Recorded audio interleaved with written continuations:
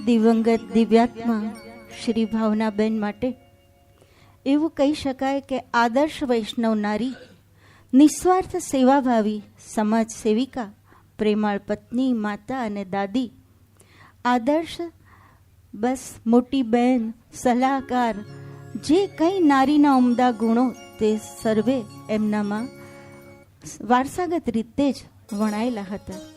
અડગ ભગવત ભક્ત તરીકે સદાય પ્રેરણારૂપ. દેહ ભલે આપણી સાથે એમનો નથી, પણ તેમના સંસ્કાર, સ્મિત, સેવા, ભક્તિ એ સદાય એમના સંતાનોમાં પણ દેખાય છે અને આપણા હૃદયમાં તો એ હંમેશ માટે જીવંત જ રહેશે.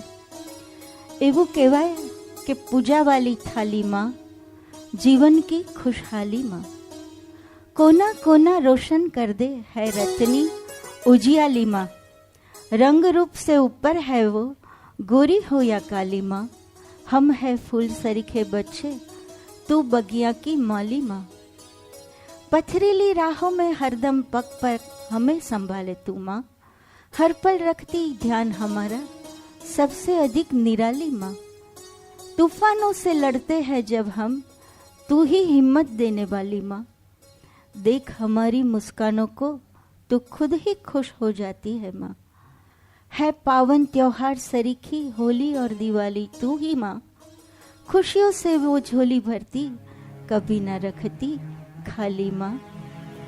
શ્રી બોટાદકરની આ ઉમદા રચના દરેક માને સમર્પિત. મીઠા મધુને મીઠા મેહુલા.